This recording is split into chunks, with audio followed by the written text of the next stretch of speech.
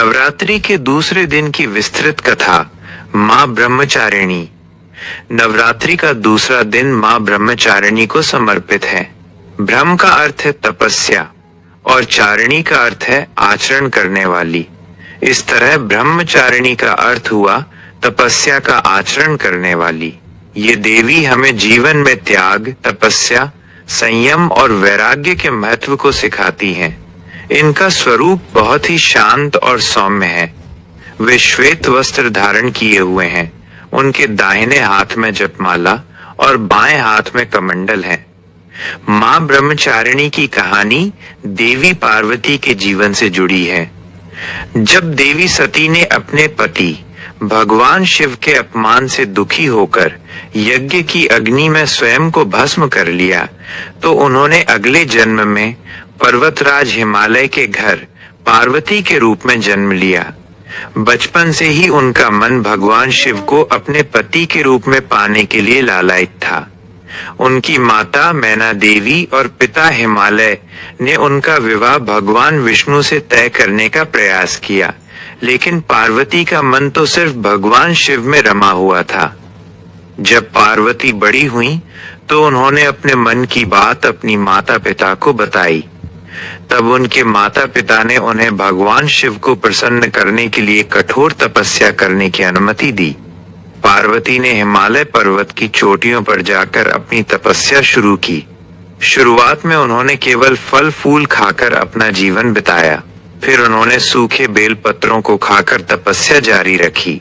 ये तपस्या हजारों वर्षों तक चली, जिससे उनकी तपस्या की कठोरता को देखकर देवता भी हैरान थे।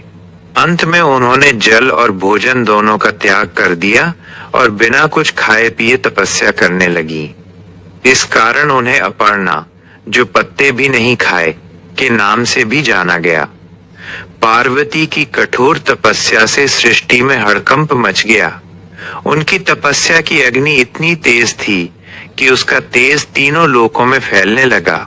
भगवान शिव, जो उस समय समाधि में थे, उनकी तपस्या से बहुत प्रसन्न हुए। पार्वती की निष्ठा और प्रेम को देखकर उन्होंने अपने गणों को भेजा ताकि वे पार्वती की तपस्या की परीक्षा ले सकें। कई बार उनकी परीक्षा ली गई, उन्हें अपमानित किया गया, लेकिन पार्वती अपनी निष्ठा से नहीं डिगी।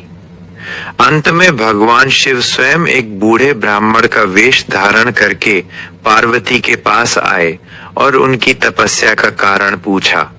पार्वती ने बताया कि वो भगवान शिव को अपने पति के रूप में पाना चाहती हैं।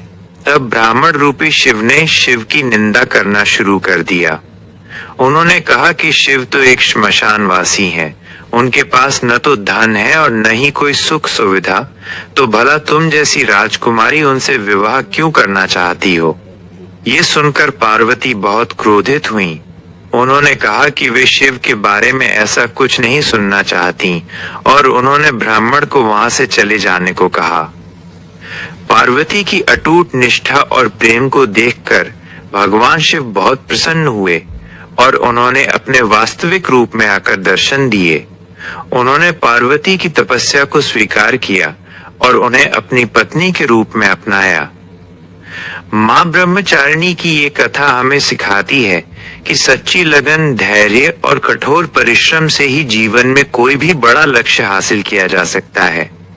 उनकी पूजा करने से व्यक्ति के मन में त्याग, वैराग्य, संयम और नैतिकता जैसे गुण विकसित होते हैं, जो उसे जीवन की हर चुनौती का सामना करने की शक्ति देते हैं।